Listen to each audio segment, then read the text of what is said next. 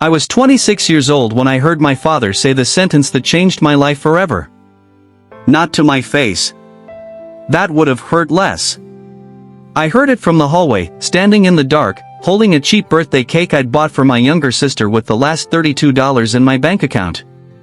My father laughed softly and said, "Ethan is proof that not everyone is meant to succeed." Then my brother Daniel replied, "Honestly, Dad, he's embarrassing." And then came my mother's voice. The one voice I still believed would defend me. But she didn't. She sighed and said, "He has a good heart, but good hearts don't build successful lives." Silence. Then glasses clinked. They continued dinner. As if my entire existence had just been summarized like a failed business report. I stood there in the hallway, frozen, holding that stupid little cake. Candles. Plastic knife. "Happy birthday, Emma," written in shaky blue icing. My chest burned, not with sadness. With humiliation. Because they weren't completely wrong. At 26, I was broke. No degree. No career. No apartment. No girlfriend. No direction. I drove food deliveries in a dented Honda Civic that coughed every time I started it. I lived in the tiny basement of my parents' beautiful suburban house, in a basement Daniel used to call the Cave of Broken Dreams. And everyone laughed. Even me. Because sometimes laughing at yourself hurts less than crying alone. My older brother Daniel was everything I wasn't. Sharp suit. Luxury condo downtown. Six-figure tech job. Perfect smile. Perfect wife. Perfect life. My younger sister Emma was finishing law school. Top of her class. Family pride. And then there was me. The cautionary tale. The disappointment. The son people compared others against. Study hard or you'll end up like Ethan. That was my family's favorite line. And for years, I believed them. I believed I was weak. I believed I was unlucky. I believed I simply wasn't built for success. But what nobody knew, what nobody cared to know, was why I failed. At 19, I gave up college because my father had suffered a severe back injury. Bills exploded overnight. Insurance fought payments. Daniel moved out. Emma stayed focused on school. And my mother quietly cried every night at the kitchen table. So I worked. Construction. Warehouse shifts. Night delivery. Anything. Everything. I buried my dreams to keep the lights on in that house. For 4 years, I paid bills nobody thanked me for. For 4 years, I sacrificed everything. And once my father recovered, they rewrote history. Suddenly, I was just the son who never became anything. Funny how quickly sacrifice becomes invisible when success enters the room. That night, after hearing what they said, something inside me died. But something else was born. Something cold. Something sharp. I walked back downstairs. Placed Emma's birthday cake in the fridge. Packed a backpack. 3 shirts. 1 jacket. Laptop with cracked screen. Wallet. Car keys. And I left. No note. No goodbye. No dramatic speech. Just silence. The kind of silence that terrifies people later. For 2 weeks, I slept in my car. Parking lots. Truck stops.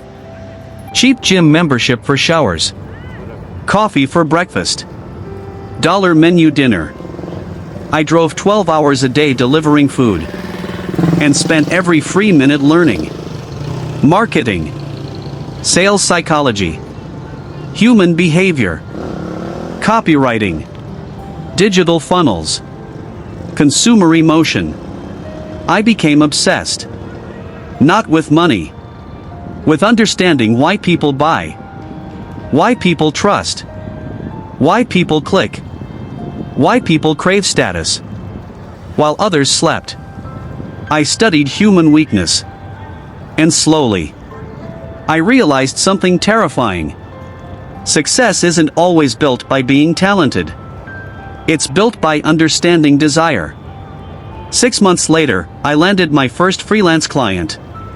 $500. Then $2,000. Then $8,000. Then $25,000 in 1 month. I wasn't delivering food anymore. I was building online brands. Quietly. Relentlessly. Ruthlessly. By year 2, I had my own agency.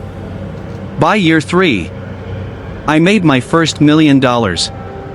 By year 4, I owned a penthouse overlooking the city lights that once looked impossible from my basement window. Luxury car. Tailored suits. Private investments. Powerful connections.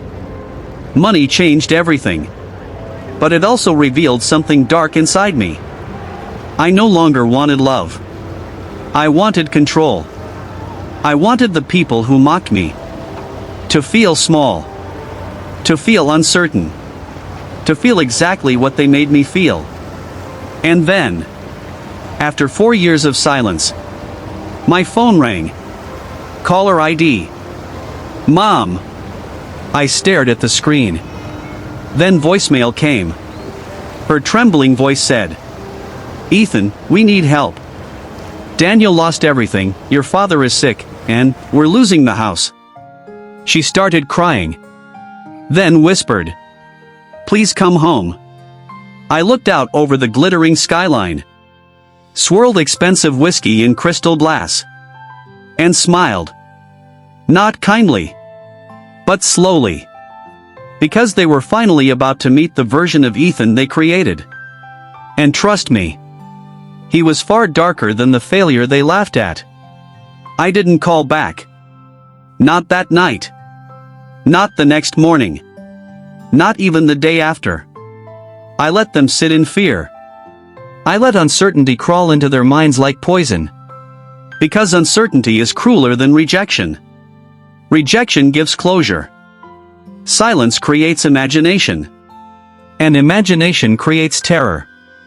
For 4 years, I had imagined what this moment would feel like. Would I cry?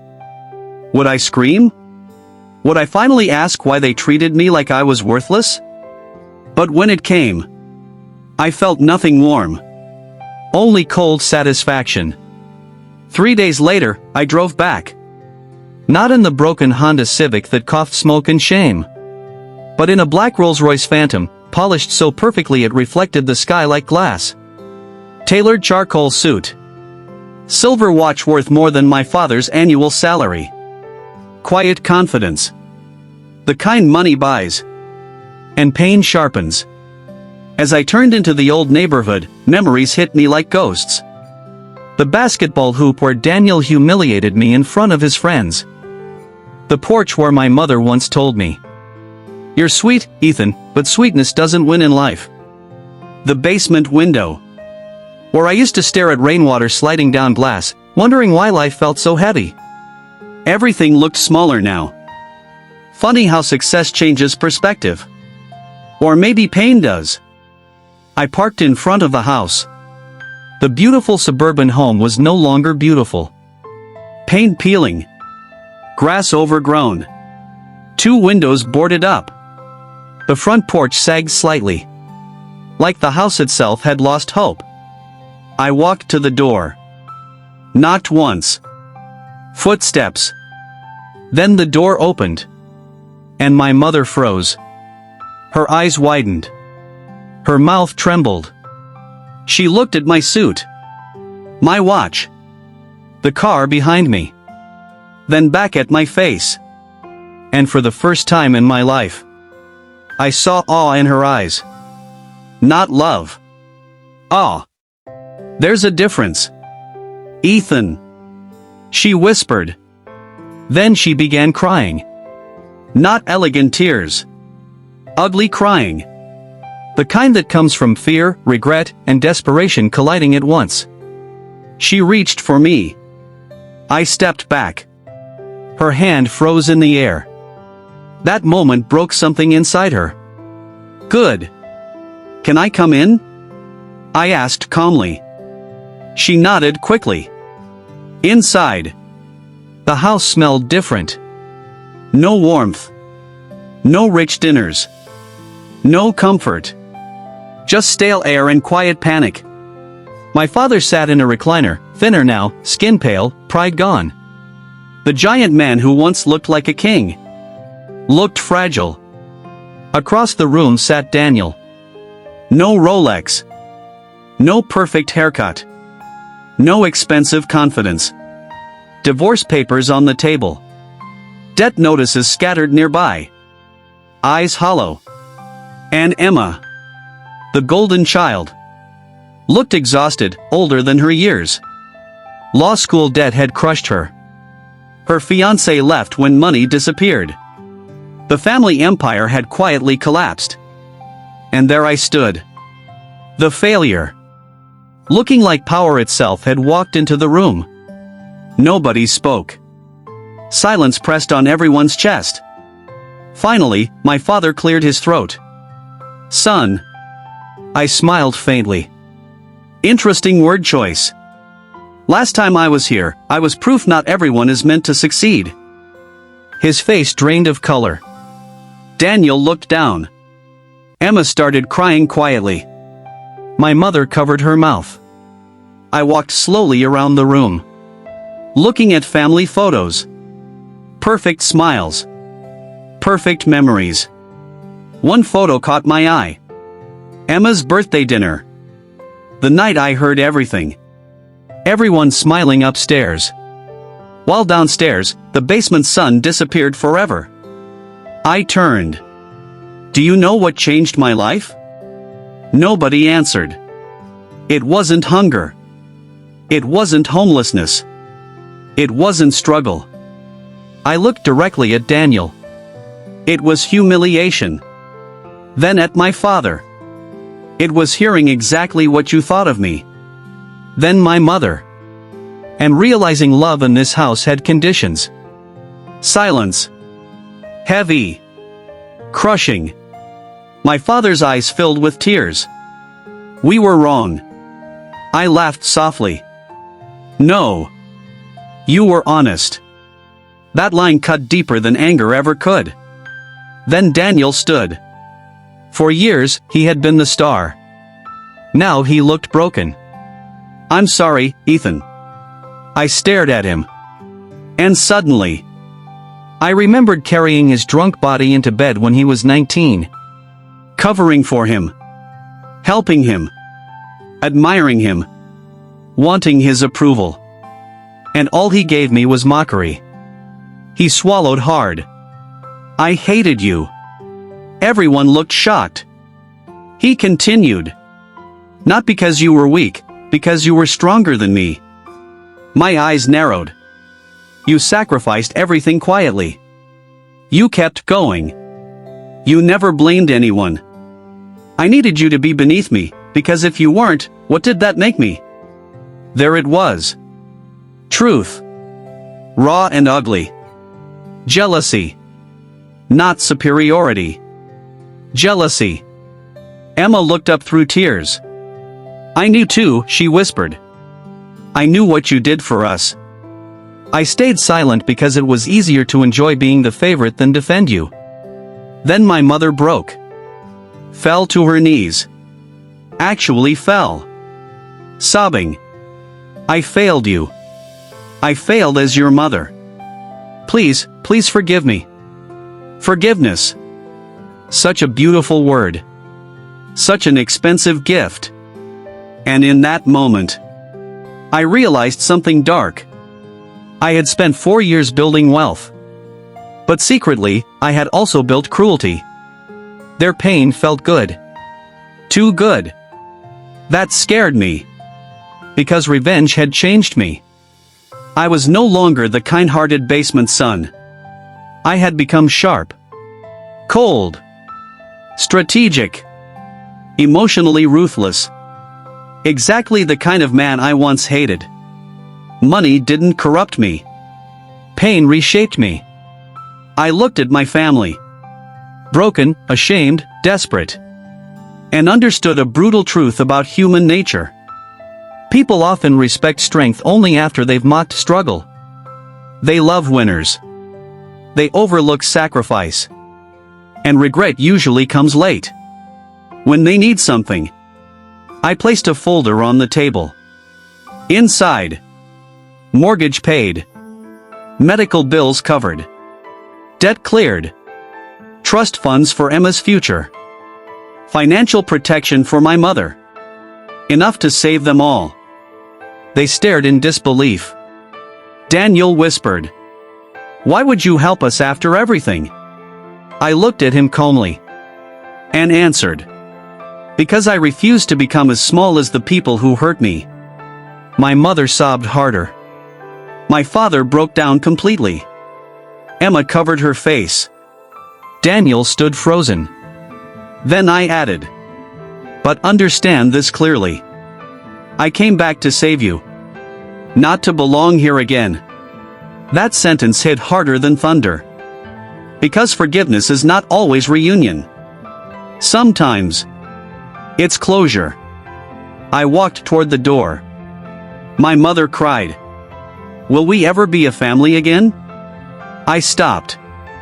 Without turning around, I said, "You had a family. You just couldn't see my value until money made it obvious." Then I left. Back into the rain. Back into silence. Back into the life I built alone.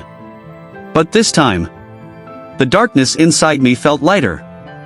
Not gone. Just understood. And maybe that's what maturity really is. Not becoming pure. But learning not to let pain choose who you become. For years they called me a failure. Then I became rich. And finally realized. Wealth wasn't my revenge. Walking away whole was. Sometimes the deepest wounds don't come from enemies. They come from the people who were supposed to believe in you first. Family. Friends. The ones whose words quietly become your inner voice. And if those voices call you weak long enough, you start living like you are. But here's the truth. Being underestimated can become a weapon. Being rejected can become fuel. Being broken can become the moment you rebuild stronger than anyone imagined. Still, there's a dark side to pain. If you hold on to bitterness too long, revenge starts shaping your soul.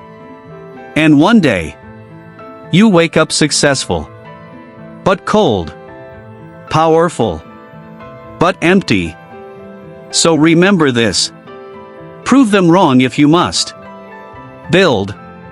Grow. Win. Become undeniable. But don't lose the best parts of yourself on the way there. Because success feels incredible. But peace feels richer. And sometimes the greatest revenge is becoming someone pain could not destroy. If this story stayed with you, if you've ever felt unseen, mocked, or counted out, then know this. Your chapter isn't over. Not even close. The people laughing at your struggle today may one day be shocked by your transformation. Stay silent. Stay focused. Build in the dark.